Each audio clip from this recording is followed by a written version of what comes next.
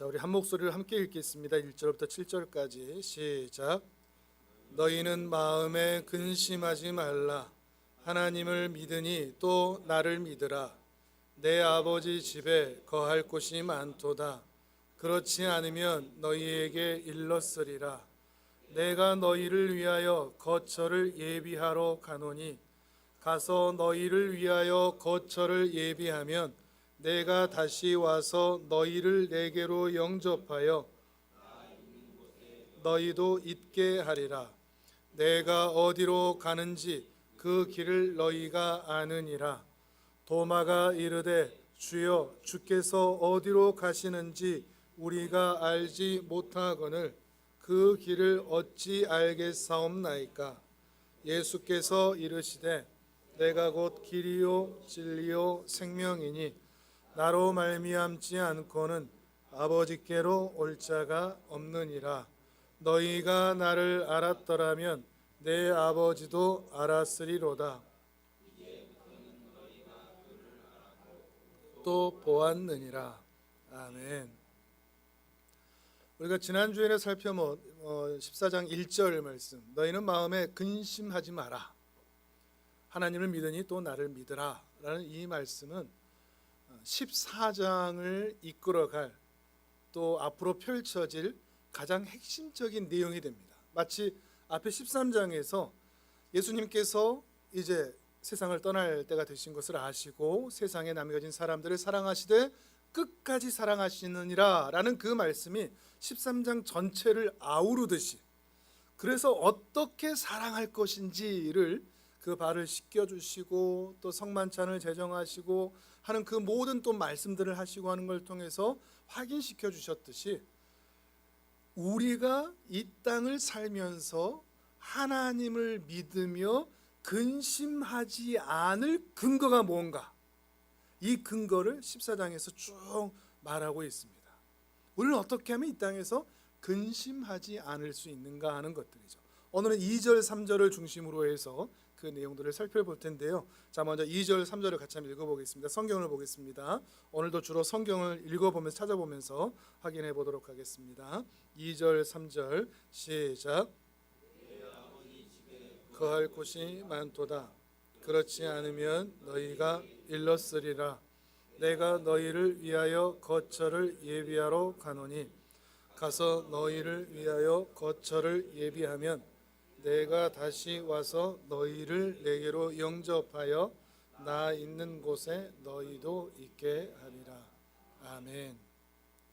내 아버지 집에 거할 곳이 많다. 자기 집 없는 분, 이 땅에서 천국에는 여러분의 집이 있을 겁니다. 벌써부터 기대가 좀 되지 않으십니까?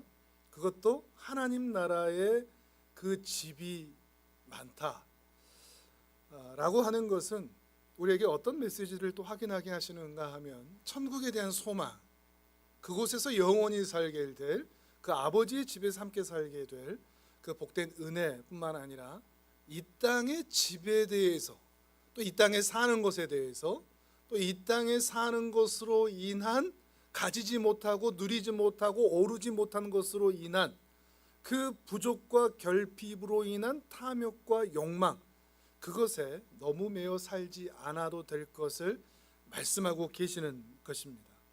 그런데 더 우리가 관심을 가졌으면 하는 부분이 있습니다.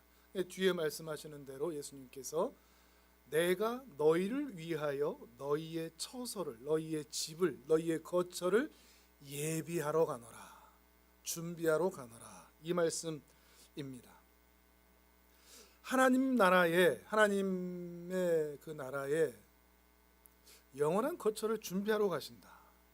어떤 의미일까요? 리모델링 하러 가신다는 걸까요? 아니 신도시를 만들어 가신다는 걸까요? 아니면 재건축을 하신다는 걸까요? 단순히 집에 대한 이야기만은 아닙니다. 훨씬 더 본질적으로 예수를, 이 땅에 사람으로 오신 그 예수를 메시아요, 하나님의 아들로 믿어 하나님의 자녀가 된 바로 그 신자들을 하나님 나라로 불러들여 그들의 신분과 지위를 온전히 회복하고 그 하나님의 자녀답게 완전한 삶을 살 수 있도록 모든 것을 준비하시고 예비하시고 확보하시고 책임지시겠다, 이런 의미가 됩니다. 우리가 이 말씀을 그저 천국에 집이 있다, 그 집은 금으로 된 보석으로 된 집일 수도 있다, 이 정도로만 생각하면 우리의 신앙에 있어서 어떤 오해와 부족을 가지게 되는가 하면, 그 집을 보장받기 위해서 신자로서 열심히 신앙생활해야 된다, 이렇게 가는 경향이 있습니다. 그 집을 얻기 위해서, 천국에 들어가기 위해서 열심히 신앙생활하여 내 스스로의 신앙으로 확보해야 한다라는 생각, 그것이 은연중에 깔린다는 거죠. 근데 이 말씀은 그 우리의 오해들을 완전히 무너뜨리고 처음부터 끝까지 주께서 확보하시고 준비하시고 예비하셔서 우리에게 건네주실 것이다, 이것을 담고 있는 겁니다. 근데 이게 이 부분에서만 말씀하신 내용이 아니라 성경 전반의 내용이기도 합니다. 자, 더 자세하게 살펴보겠습니다.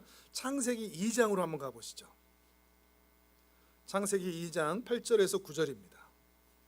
구약 성경으로 가셔야 됩니다. 창세기 2장 8절에서 9절까지.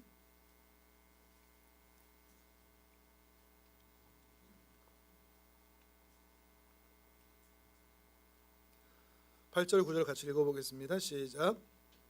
여호와 하나님이 동방의 에덴의 동산을 창설하시고 그 지으신 사람을 거기 두시니라. 여호와 하나님이 그 땅에서 보기에 아름답고 먹기에 좋은 나무가 나게 하시니 동산 가운데에는 생명나무와 선악을 알게 하는 나무도 있더라. 아멘. 하나님께서 천지를 창조하신 이후에 사람을 만드시고 그곳에 에덴이라는 이름의 동산을 지으셨죠. 이 동산은 하나님에게도 필요하기는 합니다. 왜냐하면 사람을 만나야 하니까요. 사람을 만나고 사귀고 교제하는 그 장소가 필요하기 때문입니다. 그런데 거기에, 그 땅에 아름답고 먹기 좋은 나무, 이게 하나님께 필요할까요? 필요하지 않을까요? 하나님께는 필요가 없는 거죠. 순전히 누구를 위해 주는 거죠? 이것은 사람을 위해서 예비하신 것입니다. 하나님은 영이시니 먹고 마시는 것이 필요 없습니다. 먹고 마시는 것이 필요 없다는 것은 먹어야 마셔야 힘을 내는 존재가 아니라는 의미입니다. 근데 사람은 먹고 마셔야 힘을 내는 존재라는 것을 의미합니다. 그래서 먹고 마시는 것이 반드시 필요하다는 것이죠. 다른 한편으로 생각해 보면 인간이 죄를 짓기 이전에도 먹고 마시는 것이 필요한 존재였습니다. 그렇죠? 그리고 홀로 있어 외롭다는 감정도 그에게는 있었습니다. 이제 그걸 반대로 생각하면 장차 하나님의 나라가 이루어질 때 먹고 마시는 것이 있을까요? 없을까요? 당연히 있겠죠. 그러니까 이제 미식을 이렇게 좀 탐은 아니겠죠. 미식을 좋아하시는 분들, 그런 분들에게 천국은 정말 낙원일 겁니다. 천국에서 배설되는 그 음식들, 과일들 얼마나 멋지겠습니까? 그리고 이 외롭다는 감정도 이 외로움 자체로 끝나지 않고 하와를 만들어 주심으로 이는 내 뼈 중에 뼈요 살 중에 살이라고 하는 그 사랑의 감정으로 전환된 그 모습을 통해서 천국은 결핍이 사라진, 부족이 사라진, 모든 것을 만족하며 사랑하며 존중하며 그리워하는 그 감정들이 충분한, 먹을 것도 많고 사랑의 감정도 풍성한 그런 나라가 천국이 될 것이라는 것을 우리는 미루어 짐작해 볼 수가 있는 것입니다. 그만큼 하나님께서 사람을 존재하기 위하여 에덴에서도, 그리고 완성된 하나님의 나라에서도 하나님께서 모든 것을 인간을 위하여 준비하실 것이다, 확보해 놓으실 것이다, 예비할 것이다 라는 것을 생각해 볼 수가 있는 것입니다.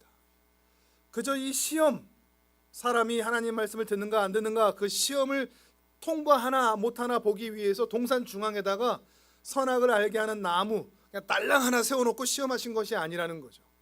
동산 전체를 풍성하게 먹을 수 있는, 사람이 행복하게 살 수 있는 모든 삶의 환경을 주신 이후에 그 하나로 사람을 시험하셨던 것이라는 겁니다. 사람이 행복하게 살 수 있도록 하나님은 모든 것을, 그 시험조차도 이길 수 있을 정도로 모든 것을 완벽하게 예비해 놓으셨다는 것이죠. 누가 예비하는 것이 아니라, 사람이 예비하는 것이 아니라, 사람이 준비해야 되는 것이 아니라, 사람이 스스로 확보해야 되는 것이 아니라 하나님께서 모든 것을 준비하시는 나라, 그것이 처음 그리고 마지막 그 모든 것들 가운데 이루어진다는 것입니다. 또 확인해 보죠. 요한계시록 21장입니다. 이건 화면을 보겠습니다. 요한계시록 21장 1절 2절 같이 읽습니다. 시작. 또 내가 새 하늘과 새 땅을 보니 처음 하늘과 처음 땅이 없어졌고 바다도 다시 있지 않더라. 또 내가 보매 거룩한 성 새 예루살렘이 하나님께로부터 하늘에서 내려오니 그 준비한 것이 신부가 남편을 위하여 단장한 것 같더라. 아멘. 결혼식 할 때 신부 화장을 하고 웨딩 드레스를 입으면 안 이쁜 신부가 없죠. 여기에서 천국도 그렇게 묘사가 되고 있습니다. 천국이 마치 신부 같다는 거죠. 남편을 위하여 단장한 아름다운 신부가 되어서 천국이 신자들에게 내려온다, 임한다. 그 모든 것을 누가 준비하셨다? 하나님께서 신자들을 위하여 준비하셨다. 준비하시고 확보하시고 우리를 기다리신다. 그것이 오늘 우리가 함께 본 요한복음 14장 2절의 말씀, 내가 너희를 위하여 거처를 준비하러 가노라. 그 준비하신 것이 이제 이렇게 나타나게 된다는 것입니다. 그런데 말씀드렸듯이 우리는 신앙 오해에서 천국을 우리가 준비해야 되는 것으로, 천국 티켓을 우리의 신앙을 통해서 확보해야 하는 것으로, 그래서 신앙생활을 어떤 보험 드는 것처럼 생각하는 겁니다. 어떻게 하면 내 종교심을 더 진하게 칠할 수 있을까? 어떻게 하면 내가 일상에서라도 종교적 언어를 더 많이 구사할까? 어떻게 하면 종교적 지식을 더 많이 쌓을까? 박사급으로 될까? 어떻게 하면 종교적 행위들을 더 많이 해서 기도하고 예배하고 봉사하고 헌신해서 천국행 티켓을 내가 확보할까라는 생각. 그래서 그것들이 확보되지 않으면, 또 내가 쌓아내지 못하면 이러다 천국 못 가는 거 아니야? 실력이 부족하고 종교심이 연약해진 그때는, 바닥으로 떨어진 때는 이 천국의 은혜마저도 내게서 사라진 것 같은 그 불안, 그 두려움, 그리고 그 근심, 그것이 신자들에게 있을 수 있다는 것입니다. 출애굽 사건도 한번 생각을 해보십시오. 출애굽은 단순히 애굽에서 종놀이하던, 종살이하던 이스라엘 백성들을 그 억압에서, 노예에서 해방하여 자유만 준 사건으로 끝나지 않습니다. 그건 시작이죠. 이게 어디까지 이어져야 되죠? 가나안 입성까지 이어져야 됩니다. 이게 연결된 사건이라는 겁니다. 하나님 편에서는. 하나님은 출애굽한 이유가 가나안에 들여보내기 위해서입니다. 가나안에 들여보내기 위해서 출애굽시켰던 거죠. 그런데 신자도, 이스라엘 백성도 이걸 분리시켜 버립니다. 하나님에겐 하나인데 이것이 연결되지가 않는다는 것입니다. 하나님은 이 약속하신 대로, 처음부터 약속하신 대로, 출애굽하기 이전부터, 모세를 부르기 이전부터, 또 아브라함을 부를 때부터 이것을 미리 예비하셨었습니다. 그 가나안 땅을 예비하셨었습니다. 그래서 하나님은 항상 약속한 대로 일하십니다. 그리스 로마 신화에 나오는 신들처럼 즉흥적이고 감정적이어서 이리 틀까 저리 틀까, 하나님이 이렇게 하실까 저렇게 하실까, 내가 이렇게 했다고 하나님은 이렇게 내 인생의 방향을 바꿔버리실까, 이런 게 없습니다. 하나님은 즉흥적이지 않습니다. 돌발적이지 않습니다. 하나님은 항상 약속한 대로 하십니다. 하나님은 전능하시게 그 약속을 모두 이루실 수 있기 때문에 그 약속하신 대로 모두 이루어 가신다는 것입니다. 그런데 우리는 이러한 하나님의 일하심을 신뢰하지 못하고 그 약속이 이루어지지 못할까 싶어서 이 하나의 사건을 두 개로 분리해 버리는 거죠. 왜 그럴까요? 시간 차이, 공간 차이 때문에. 이스라엘 백성들도 그러죠. 출애굽하고 가나안 입성까지 몇 년의 시간이 있었죠? 40년의 광야 생활이 있었습니다. 만약에 이게 한 사건이라면 출애굽하자마자 가나안으로 들어갔다면 광야에서의 시험 있었을까요? 없었을까요? 없죠. 바로 들어가면 우리도 좋죠. 우리도 예수님을 믿어요 라고 고백하기만 하면 그 자리에서 천국으로 들어간다. 그러면 우리 신앙에 혼란이 있을까요? 없을까요? 이랬다가 저랬다가 할까요? 안 할까요? 하지 않겠죠. 그런데 하나님은 그 40년이라는 시간, 그리고 우리 인생의 세월이라는 것을 두셔서 거기에 합당한 자로 만들어가는 시간을 두신다는 것입니다. 근데 우리 편에서는 이게 안 보이는 겁니다. 약속이지만 우리는 뭐만 보이죠? 현실만 보이죠. 사는 게 뭐 이래, 왜 만나가 없어, 먹을 게 없어, 내 성공은 어떻게 되는 거야, 이 땅에서 내 삶은 어떻게 되는 거야 라고 하는 구원의 감격을 지나왔으나, 내가 이제 예수님 믿고 교회 다녀 라고 하는 구원의 감격과 감사는 지나왔으나 현실로 인한, 곧바로 가나안 땅으로 들어가지 못한 것으로 인한 근심, 염려, 불안, 두려움이 우리 안에 있다라는 것이죠. 그런데 이게 없으면 근심, 불안이 없고 가나안 땅으로 데리고 들어가실 거야 라고 하는 갈렙과 여호수아와 같은 마음이 있다면 가나안의 거인들을 보고서도 불안하지 않습니다. 두려워하지도 않고요. 가면 되지, 그들 다 우리 밥이야 라고 말할 수가 있는 것이죠. 신자들이 이 땅에서 넉넉하지 못하고 여유롭지 못하고 늘 조급하고 불안한 것도 바로 같은 이유 아래서 일어난다는 것입니다. 자, 이번엔 신명기 6장으로 한번 가보겠습니다. 신명기 6장 10절 11절.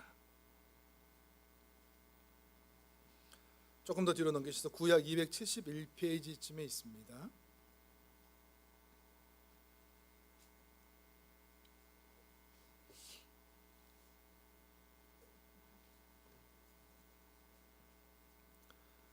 신명기 6장 10절에서 11절.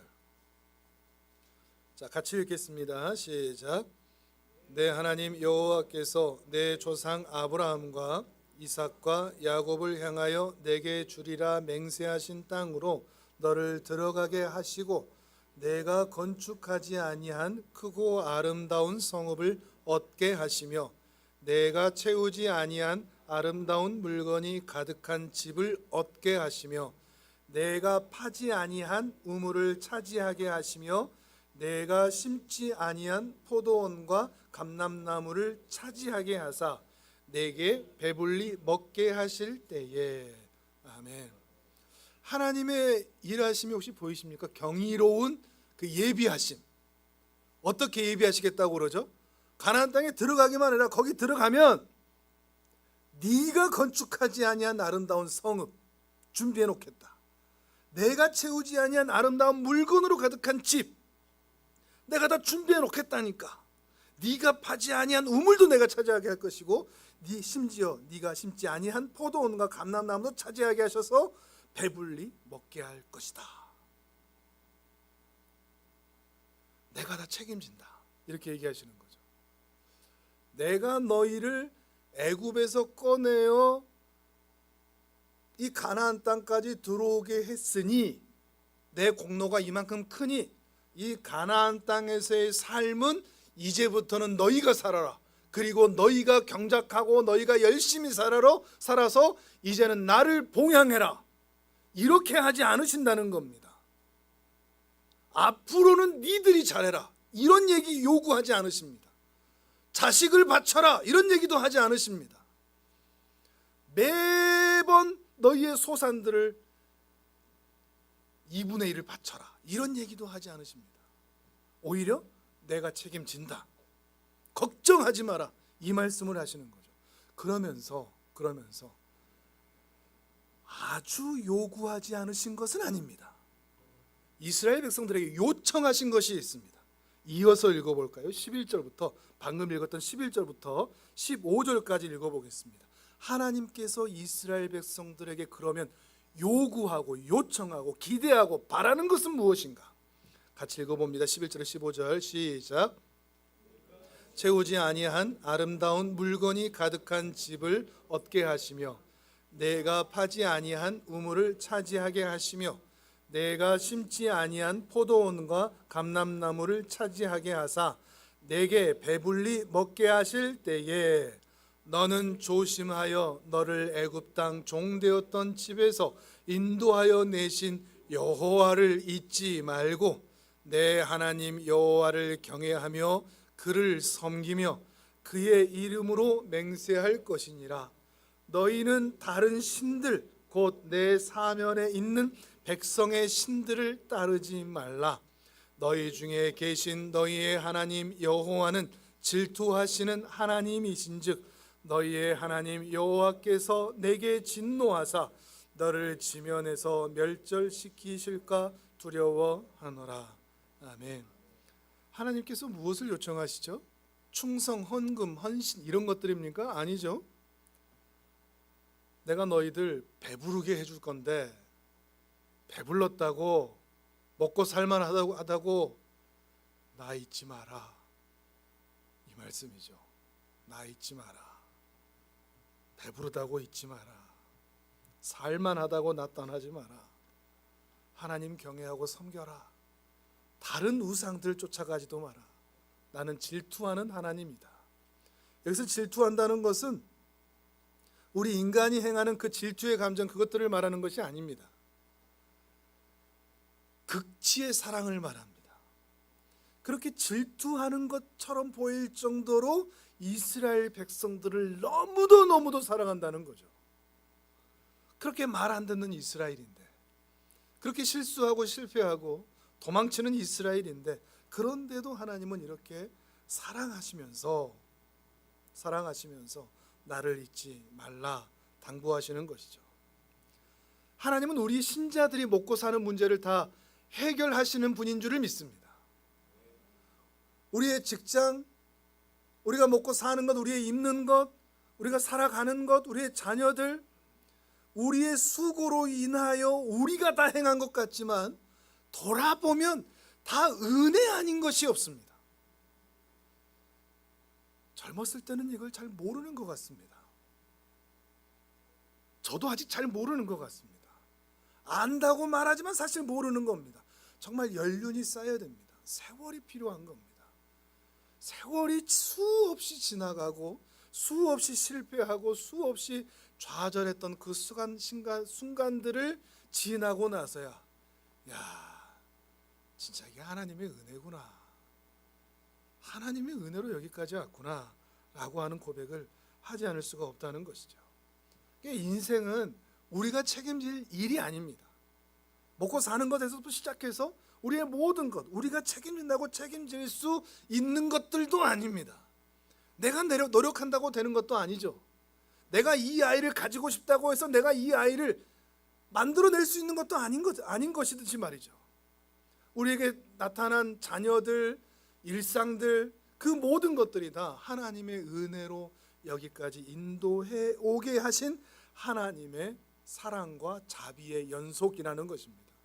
그러니 우리가 할 일은 내 인생을 어떻게든 내가 잘 살아보려고 개척하고 모험하고 투자하고 도전하고 하는 이런 것들이 아니라 내가 살아가는 삶의 환경, 상황, 부르심, 사명 그런 것들 안에서 언제든지 하나님의 편에 서는 것입니다. 이게 우리가 할 일입니다. 내가 살아가는 삶의 자리에서 하나님 편에 서는 것, 하나님의 말씀대로 살아내는 것, 내가 내 것을 얻기 위하여 더 가지기 위해서 애쓰는 싸움을 하는 것이 아니라 하나님의 백성이라면 어떻게 살아야 되는가라는 믿음의 싸움, 하나님의 자녀로서, 예수 그리스도의 제자로서 나는 이 순간에 이러한 사람들 앞에서, 이런 상황들 앞에서, 이런 질병 앞에서 내가 어떤 믿음의 싸움을 해야 하는가, 이 싸움을 해야 하더라 하는 것입니다. 그러면서 이스라엘 백성들에게 한 가지를 더 요청하십니다. 이어서 16절 17절을 또 읽어보겠습니다. 16절 17절 신명기 6장 시작. 너희가 마사에서 시험한 것 같이 너희의 하나님 여호와를 시험하지 말고 너희의 하나님 여호와께서 너희에게 명하신 명령과 증거와 규례를 삼가 지키며, 마사에서 시험한 것 같이 하나님 여호와를 시험하지 말라. 하나님께서 다 책임지실 것인데 정말로 책임지시나? 이거 시험하지 말라는 겁니다. 여기서 마사의 시험은 출애굽기 17장에 나옵니다. 마사에서의 시험, 무리바에서의 시험, 이것도 찾아보시죠. 출애굽기 17장으로 가보겠습니다. 출애굽기 17장 1절에서 7절. 이스라엘 백성들은 대체 무엇을 가지고 시험했는가? 그리고 왜 우리에게는 이렇게 시험하지 말라고 하시는가? 출애굽기 17장 1절에서 7절까지입니다.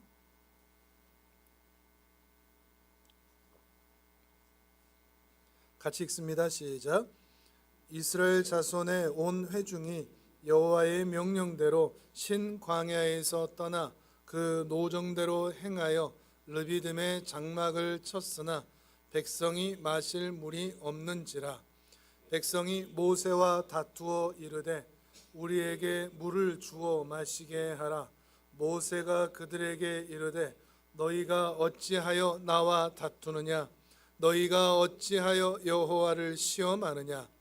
거기서 백성이 목이 말라 물을 찾으매 그들이 모세에게 대하여 원망하여 이르되 당신이 어찌하여 우리를 애굽에서 인도해 내어서 우리와 우리 자녀와 우리 가축이 목말라 죽게 하느냐? 모세가 여호와께 부르짖어 이르되 내가 이 백성에게 어떻게 하리이까? 그들이 조금 있으면 내게 돌을 던지겠나이다. 여호와께서 모세에게 이르시되 백성 앞을 지나서 이스라엘 장로들을 데리고 나일강을 치던 내 지팡이를 손에 잡고 가라. 내가 호렙산에 있는 그 반석 위 거기서 내 앞에 서리니 너는 그 반석을 치라. 그것에서 물이 나오리니 백성이 마시리라. 모세가 이스라엘 장로들의 목전에서 그대로 행하니라. 그가 그곳 이름을 마사 또는 무리바라 불렀으니 이는 이스라엘 자손이 다투었음이요 또는 그들이 여호와를 시험하여 이르기를 여호와께서 우리 중에 계신가 안 계신가 하였음이더라. 아멘. 정말로 계시냐 안 계시냐 이 존재만이 아니죠. 우리 편이냐? 애굽의 신들과는 다르게 정말 내 인생을, 우리 인생을 책임지느냐? 먹는 것 책임지시느냐? 목마른 것 책임지시느냐? 약속의 땅으로 우리를 데리고 갈 그 능력이 있으시냐? 그런 마음이 있으시냐? 정말로 모든 것을 준비하시는 분이시냐? 이런 식으로 하나님을 시험했다는 겁니다. 믿지 못했다는 거죠. 확인해 보자 하는 것입니다. 이 사건, 이 시험의 현장을 마사 사건 또는 무리바 사건이라고 부릅니다. 바로 앞에 출애굽기 16장에 보면 비슷한 장면이 나옵니다. 만나 사건이죠. 이것도 비슷한 것인데 여기에서도 하나님께서 시험하시는 그 모습을 보고 조금 더 강조해서 이렇게 말씀하시는 장면도 있습니다. 출애굽기 16장도 보시죠. 16장 1절에서 4절입니다.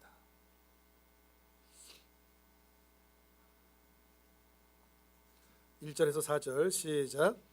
이스라엘 자손의 온 회중이 엘림에서 떠나 엘림과 시내산 사이에 있는 신 광야에 이르니 둘째 달 15일이라.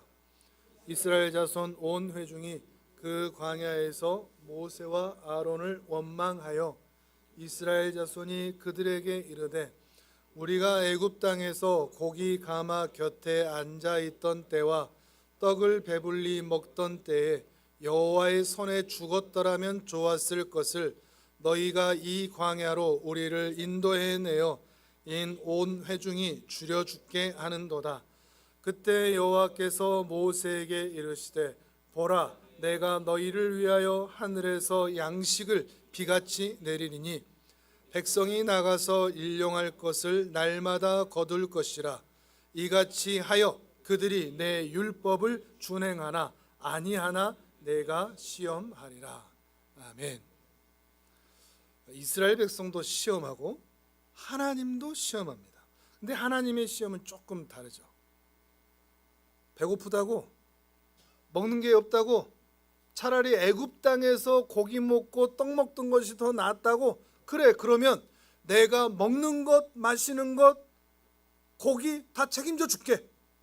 그렇게 책임져서 너희를 배부르게 할 때도 순종하는가 보자. 배부르게 만들어 줬는데도 또 불평하는가 보자. 이런 것이죠. 근데 이스라엘 백성들은 어떻게 됐다고요? 지금 출애굽한 지 한 달하고 15일이 지났으니까 45일. 그 엄청난 광경을 본 게 두 달이 채 안 된 겁니다. 어마어마한 역사적 기적적 현장을 본 것이. 그런데 이들은 광야라고 하는 현실, 그 현실 앞에서 하나님이 한 약속들은 잊어버리고 신뢰하지 못하고 있는 상황. 그러니까 말씀드렸던 출애굽 사건과 가나안 입성이 광야라고 하는 현실에서 분리돼 버린 것이죠. 연결하여 한 사건으로 이해하지 못하고 있다는 것입니다. 그리고 이들에게 시간을 주십니다. 한두 번 해보고 너희들은 안 되겠다 하신 것이 아니라 무려 얼마의 시간을 주셨죠? 40년의 시간을 주신 것입니다. 40년 동안 너희가 내가 이 만나를 그치지 않게 할 테니까 어떻게 하는가 보자. 그리고 그 40년의 이 배부르게 하심의 판정, 그게 이제 신명기 8장에 나옵니다. 우리 다시 신명기 8장으로 가보겠습니다. 여기저기 찾는다고 불평하시는 분은 안 계시죠? 자, 그래도 가까운 곳으로 준비를 했습니다. 멀리 떨어지지 않고. 신명기 8장 1절에서 4절. 구약 274페이지 아까 봤던 신명기 8장 1절에서 4절입니다. 그 모든 시험의 결과, 40년의 책임지심의 결과, 하나님의 판정입니다. 1절부터 4절까지 시작. 내가 오늘 명하는 모든 명령을 너희는 지켜 행하라. 그리하면 너희가 살고 번성하고 여호와께서 너희의 조상들에게 맹세하신 땅에 들어가서 그것을 차지하리라. 내 하나님 여호와께서 이 40년 동안에 내게 광야 길을 걷게 하신 것을 기억하라. 이는 너를 낮추시며 너를 시험하사 내 마음이 어떠한지 그 명령을 지키는지 지키지 않는지 알려 하심이라. 너를 낮추시며 너를 줄이게 하시며 또 너도 알지 못하며 내 조상들도 알지 못하던 만나를 내게 먹이신 것은 사람이 떡으로만 사는 것이 아니요 여호와의 입에서 나오는 모든 말씀으로 사는 줄을 내가 알게 하려 하심이니라.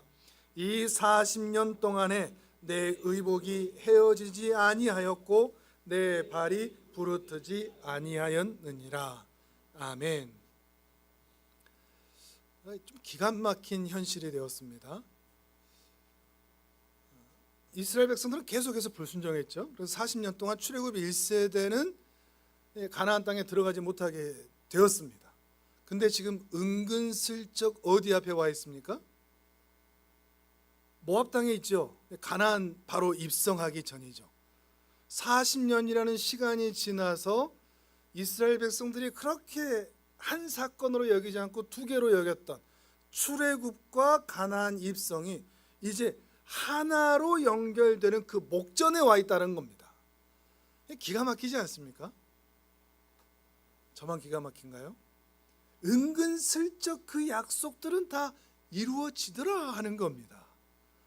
우리는 그렇게 나를 어떻게 해야지, 어떻게 살아야 되지, 그렇게 해왔던 시절을 지나와 어느새 그 문제들이 다 해결되어서 과거가 되어 있는 그때를 우리는 오늘로 살고 있는 것이죠. 그러니까 어느새 두 사건이 아니라 한 사건이 되어가고 있는 것입니다. 이스라엘 백성들에게도 하나님께서는 하나님의 만나, 하늘에서 내리는 그 만나가 끊이지 않게 하셨고, 고기도 먹고 싶다고 그러면 메추라기도 주셨고, 4절 말씀은 심지어 그 의복이 헤어지지 않고 그 발이 부르트지도 않았다, 이런 말씀도 하십니다. 낮에는 광야가 너무나 더우니까 구름 기둥으로 덮어서 함께 하시고, 광야에는 또 너무 밤이 추우니까 포근이 않으셔서 불 기둥으로 포근이 않으셔서 그 길을 지나 오셨다는 것이죠. 이 정도로 40년 동안 1년, 2년도 아니고 40년 동안 하나님께서 이렇게 불순종한 세대를 향해서 그렇게 동행해 주셨다면 이스라엘 백성들은 어떻게 반응해야 할까요? 우리 인간들은 어떻게 반응해야 할까요? 지금까지 살아온 40년의 인생, 아니 그보다 더 긴 인생을 이렇게 책임져서 여기까지 왔다면 우리 오늘 어떻게 반응해야 될까요? 우리의 미래 어떻게 신뢰할 수 있을까요? 근데 이스라엘 백성들도 우리도 오늘이라는 광야를 만난 그 현실 앞에서 과거는 잊어버리고 미래도 소망하지 않은 채 그냥 오늘만 가지고 우리는 울고 근심하는 겁니다. 너희는 근심하지 말라. 그 말씀이, 예수 그리스도의 그 말씀의 음성이 오늘 우리에게 그대로 들리고 있는 것이죠. 이스라엘 백성들도 그랬다는 겁니다. 그 하나님에 대하여 순종하지도 않고 감사하지도 않고 사랑하지도 않고, 우리도 마찬가지. 오늘이라는 문제가 해결되기만 하면 언제든지 하나님을 떠날 준비도 되어 있는 것처럼 교만하게 살아가고 있는 우리들, 욕망이 끝이 없죠. 더 현실의 만족을 위해서 더 다오, 하나님 더 주세요, 더 주세요. 집도 더 키워주시고 사업도 더 크게 해주시고 돈도 더 많게 해주시고 더 잘 살게 해주세요. 이런 기도가 우리에게서 끝나지 않는 것입니다. 사람은 왜 이렇게 만족이 없을까요? 현실에 대해서 늘 불만일까요? 하나님께 왜 계속 달라고만 요청하는 것일까요? 사실은 인간이 매우 불안하기 때문입니다. 우리 인간의 내면에 가지고 있는 그 불안감 때문에 계속 주세요 없으니까 달라고 하는 거죠. 이거 없으면 나 끝날지 모르니까, 사업이 무너지면 안 되니까, 직장에서 잘리면 안 되니까, 먹을 것이 없으면 안 되니까, 성공하지 못하면 안 되니까, 경쟁에서 뒤처지면 안 되니까 우리는 계속 달라고 얘기하는 것입니다. 그 이면에는 우리 안에 두려움과 불안함이 있기 때문입니다. 왜 불안하죠? 또 왜 두려워하죠? 내 힘으로는 이 인생을 살아갈 실력도 능력도 없다는 것을 너무나 잘 알기 때문입니다. 무기력할수록 더 불안하고, 그렇게 불안하니 현실에 대한 만족을 위해서 신앙을 이용하며 살아가는 것입니다. 이럴 때 세상 사람들은 산으로 가죠. 바다로 가고요. 해를 바라보거나 짐승을 바라보거나 비나이다 그 누구라도 줬사오니 나 좀 도와주소. 그렇게 안 하면 자기 힘으로 어떻게든 살아보려고 I can do it 이러면서 노력하고 열심을 내죠. 그러나 내 힘으로 되지 않는다는 것을 우리는 현실에서 매우 자주 뼈저리게 느끼고는 합니다. 바로 그러한 때 하늘의 만나와 반석의 물은 큰 메시지가 담겨져 있습니다. 하늘에서 내린 만나, 반석에서 나온 물, 이게 뭘까요? 좀 이상하지 않습니까? 너무 당연하게 여겨지십니까? 뭐 그랬나 보지로 끝나십니까? 도대체 이게 뭐야? 라는 뜻의 만나, 이스라엘 백성들이 다 탄성을 질렀거든요. 도대체 이게 뭐야? 그게 만나거든요. 만나라는 뜻이 이게 뭔가 라는 뜻입니다. 이게 뭔가, 이스라엘 백성들이 다 탄성을 지른 겁니다. 이게 뭐야? 어떻게 이런 일이 있을 수 있어? 왜 놀랐을까요? 공짜로 생겨서가 아닙니다. 먹는 것은 어디서 나오죠? 땅에서 내주는 거죠. 근데 만나는 어디에서 왔죠? 하늘에서 내려온 겁니다. 거기에 메시지가 있습니다. 물을 마시기 위해서 우물을 파면 어디서 파죠? 땅을 파죠. 우물을 파기 위해서 바위를 뚫는 사람이 있습니까? 오히려 바위를 피해가죠. 바위는 물을 머금을 수 없으니까 오히려 방해거리죠. 하늘에서 내리는 만나나 바위에서 나오는 물이나 이것은 이스라엘 백성들을 향한 분명한 메시지가 있는 겁니다. 너희의 인생 너희 스스로 책임지지 못한단다. 내가 너희가 가지고 있는, 너희가 기대하는 더 큰, 그것보다 더 큰 열심과 사랑과 노력과 능력으로 내가 너희의 모든 것을 다 준비해 주겠다. 땅에서 안 되면 하늘에서라도, 땅에서 안 되면 바위에서라도 너희의 모든 것을 책임지겠다. 준비하겠다. 확보하겠다. 이게 하나님의 분명한 메시지인 것입니다. 근데 그렇게 다 준비해 줄 테니 너희는 무엇만 하라. 자, 다시 우리가 방금 읽었던 신명기 6장 8장 지금 계시죠? 앞에 6장 아까 읽었던 11절에서 15절을 다시 읽어보겠습니다.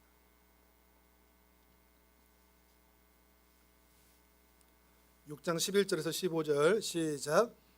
내가 채우지 아니한 아름다운 물건이 가득한 집을 얻게 하시며 내가 파지 아니한 우물을 차지하게 하시며 내가 심지 아니한 포도원과 감람나무를 차지하게 하사 내가 배불리 먹게 하실 때에 너는 조심하여 너를 애굽 땅 종되었던 집에서 인도하여 내신 여호와를 잊지 말고 내 하나님 여호와를 경외하며 그를 섬기며 그의 이름으로 맹세할 것이니라.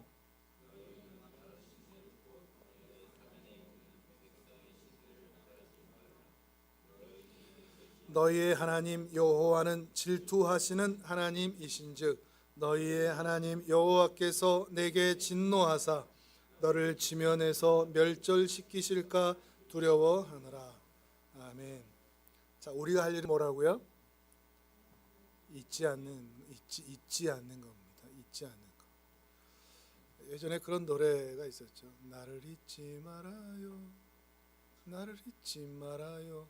근데 이제 이게 하나님의 음성처럼 들리는 거죠. 나 잊지 마라. 내가 너희를 위한 모든 것들을 책임질 거다. 태어나는 것에서부터 너희를 불러 지명하여 내 앞으로 오는 것에서부터 너희를 구원하여 하나님 자녀가 되게 하는 것에서부터 이 자녀가 되어 이 땅에서 살게 하는 것, 그리고 마지막 날 너희가 숨이 끊어질 때 내 품에 안겨 영원한 하나님 나라에 들어가는 것까지 내가 다 책임진다. 다 책임진다. 너희의 현실에서 만나는 고난과 아픔 때문에 나를 향하여 시험하지 말고 나를 의심하지도 말고 나를 여전히 잊어버리지 말고 나를 사랑해다오. 사랑해다오. 이런 하나님의 요청인 것입니다. 자, 이런 하나님의 메시지를 기억하고서 우리 다시 한번 요한복음 14장 오늘 본문으로 돌아가겠습니다. 화면을 보겠습니다. 요한복음 14장 1절에서 3절입니다. 같이 읽습니다. 시작. 너희는 마음에 근심하지 말라. 하나님을 믿으니 또 나를 믿으라. 거할 곳이 많도다. 그렇지 않으면 너희에게 일렀으리라. 내가 너희를 위하여 거처를 예비하러 가노니 가서 너희를 위하여 거처를 예비하면 내가 다시 와서 너희를 내게로 영접하여 나 있는 곳에 너희도 있게 하리라. 아멘. 이 말씀이 이제 더 와 닿으십니까? 예수님의 말씀이. 그러니 결국 인생은 하나님을 어떻게 믿느냐의 싸움입니다. 우리가 정말로 주님을 일상에서 더 강하고 두텁게 믿을 수만 있다면 그 어떤 상황, 환경, 사람, 싸움, 질병이 우리를 뒤흔들지 못합니다. 그 하나님을 두텁게 믿을 수만 있다면 우리 조금 더 여유로울 수 있습니다. 조급하지 않고 말이죠. 넉넉할 수 있습니다. 빼앗지 않고 말이죠. 기다리며 살 수 있습니다. 하나님을 사랑하며 그리워하며 살아갈 수 있다는 것입니다. 텅 빈 하늘에서 만나를 쏟아내신 하나님께서 텅 빈 우리 인생에서 우리가 먹고 살도록 책임지지 아니하시겠습니까? 지금까지 하셨던 것처럼 앞으로도 그리하실 줄을 믿습니다. 딱딱한 바위에서 물이 솟구쳐 나오듯 도저히 하나님의 은혜가 나올 수 없는 이 척박한 환경에서 물의 흐름을 바꾸시듯 돈의 흐름, 건강의 흐름, 사람의 흐름, 모든 상황의 흐름을 바꾸셔서 우리를 배부르게 먹이시는 분이신 줄을 믿습니다. 에베네셀의 하나님께서 지금까지 우리를 책임지셨던 것처럼 임마누엘의 하나님께서 오늘 우리와 함께 하시는 줄을 믿습니다. 또한 여호와 일의 하나님께서 앞으로도 우리를 책임지실 줄을 믿습니다. 그런데 여전히 근심하고 있고 쌍심지가 모아지고 있다면 아직 하나님의 자녀로서는 미흡한 겁니다. 하나님의 자녀답게 더욱 성장한다는 것, 하나님을 믿느냐의 싸움을 하는 것이죠. 근데 안타까운 신앙인들은 하나님 없이 사는 방법을 터득하려고 애쓰는 사람들입니다. 자녀들에게도 그것만을 가르쳐 줍니다. 주식을 하고 돈을 모으고 돈을 굴리고 어떻게 하면 성공하고 잘 살고, 하나님 없이도 사는 방법만 가르쳐 줘서는 안 됩니다. 우리도 마찬가지입니다. 하나님으로 인하여 이 세상을 사는 방법을 터득하는 은혜가 있기를 바랍니다. 하나님으로 인하여 믿는, 그래서 더 여유롭고 더 넉넉하고 더 사람들을 존중하고 하나님의 은혜로 살아가는 그 법을 배워 하나님이 기뻐하시는 인생으로 살아가는 존귀한 하나님의 사람들 되시기를 주님의 이름으로 축복합니다.